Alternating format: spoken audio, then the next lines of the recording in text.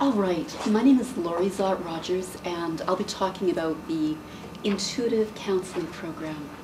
Now, this program is wonderful from my perspective because it involves all of the instructors at the college.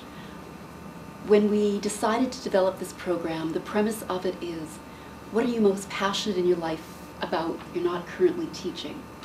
And let's try to integrate that into this program. It had a little bit more of a theme than that, but it was run with that emotion.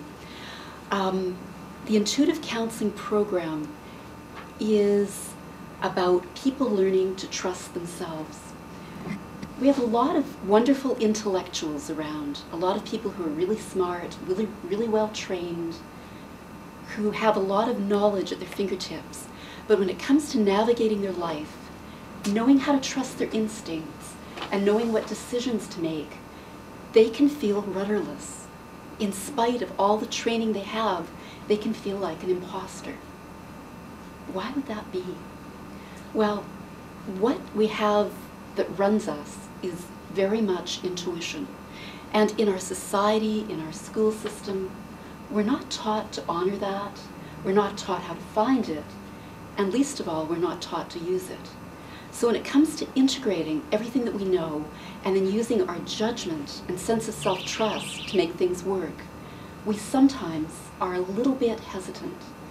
So the idea of the Intuitive Counseling Program is to take all of the brilliant people who come into it, who come in with all this massive knowledge, great learning, and to help train their instincts and their sense of self-trust so that they can bring what they have really clearly into life.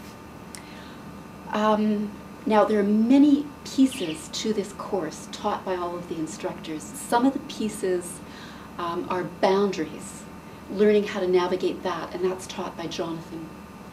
Chakras and living and dying consciously, taught by Catherine. Robert teaches how nature affects us in goddesses in nature and plant symbolism. And Sky brings in tarot as an archetype, as well as dream work, so that we learn about this blueprint that happens every night. I also bring in some dream work as well, and the courses do relate to each other. They're not all separate pieces, but they certainly do come together. The other piece that I'm really in love with is goddess work. And it comes from something very ancient and instinctual. And you might wonder, well, so why not leave it like a dead crypt? Why bring it back? Like, what would there be about goddess mythology that could possibly be relevant to the modern woman? Well, there are very important factors about it. Firstly, God is not made in the female image. And this affects women in a very profound way. When we look up to the divine, we see something that doesn't reflect back to us. So when we use some of the goddess work, all of a sudden, the divine being has something about us in her. Makes a difference. Another piece about goddess mythology is reclaiming the body as valuable. At about the time when women were thought to be not as important, also the body was thought to be something sinful, and both men and women have suffered with this belief ever since. We've not been allowed to integrate fully with this pleasurable, smart aspect of ourselves that is from here down. And when that's cut off, our instinct, our cells, our gut knowledge is all cut off. So when we reintegrate body wisdom, we reintegrate a very large piece of ourselves, and a large part of our intuition comes back as well. And the third reason why goddess mythology is very important is the mythology at that time carried ancient stories, and within each of those ancient stories was the learning of our great-great-great-great-grandmothers and our great-grandmothers. and all of the women who came before us who didn't always get to tell us their story. It came through in the mythology. So all of our wisdom, much of our wisdom is there. And to tap back into it is to bring back the feminine is divine, the body is wise, and the stories of our ancients as being relevant today in what we know. I really love some of the Greek goddesses as well. They have a really rich mythology, and they tie into astrology a lot, too. Very archetypal. And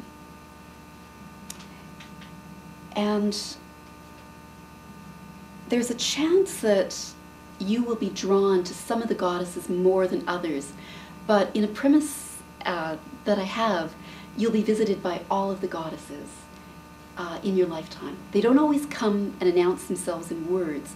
Rather, they come in phases of our lives and bring meaning. And when we learn their meaning and their lessons, we are able to get through their curriculum much more smoothly. And I'll give you some examples in just a second here. Now, in the system that I like to use, and in a book that I'm writing right now, I believe that each of the goddesses visit us to teach lessons. It's a metaphor, but you'll find that they appear at different phases of your life. For instance, when you're young, you may find one of the first goddesses you meet on your journey is Artemis. And Artemis is a great explorer. She's a huge truth teller. Have you ever seen little girls sit around and they know what is what? They haven't lost their instinct. Something isn't truthful, they tell you. Something is off balance, they let you know. They don't like something, they're not afraid to say it. They haven't lost their inner truth. It hasn't been socialized out of them. Artemis is very much like this. She has a great sense of freedom, huge sense of justice, and she knows how to tell the truth. But the thing about Artemis, she doesn't know how to tell the truth kindly. She knows how to tell the truth by blurting it out. So another goddess starts to bump up in our lives at a certain point. And often this might be Athena. Everyone's a little different the way that they're visited. Now, Athena will often come when we're learning about school. We're getting curious intellectually. Our mental lives are starting to blossom. We're starting to find out that words are power. This is when Athena visits, and we start to understand the world of power and men. Athena, I don't know if you know the myth around her, but she was a goddess that was born out of Zeus's head. So right there, that mythology tells you where she comes from. She's a heady goddess that's really smart, really sharp, but she isn't very integrated with her body. So that would be Athena's downfall. Aphrodite often appears at a certain point in our life too, and this is when little girls go from being really truthful and liking to play out in the yard and going for long walks by themselves to all of a sudden being struck by the vampire of peer pressure. And all of a sudden you ask them what they think and they've got to phone their friend to find out. That is a little bit of Aphrodite energy. Now, Aphrodite teaches us how to go from the I to the we as well. She teaches us about love, about sharing, about the power of beauty. But when we're working with Aphrodite energy, we start to find that our boundaries can be a little bit poor because she gives a lot. She doesn't know how to have a lot of I there. She's great at knowing the needs of others and how to find balance. But what she's just learning is how to let relationship and authenticity bloom together. She hasn't quite figured that out yet. She also is learning about how to integrate male energy. Aphrodite is pure female. So she is just learning how to use her sense of yang to make some difference in the world and to articulate in a different way. But Aphrodite also teaches us how to bring healthy pleasure into our life. So it goes from just the Athena dry energy of working and doing intellectual work to all of a sudden going out with others, loving art, loving beauty, loving flowers, all of the things that make life sensual and gorgeous. This is when Aphrodite comes in as a teacher. Another goddess that often enters, and it's unpredictable to know when this goddess will come, is Demeter. Now, with my students, what I often notice is a sense of glazed donut look coming over their eyes when babies are talked about. All of a sudden, I know it's a danger zone. And Demeter doesn't always come at a time when it's really practical. So I say that she either comes in small waves or tsunami. And you'll get that feel by all of a sudden young girls want to have babies. All they can think about is knitting little booties or putting their homes together.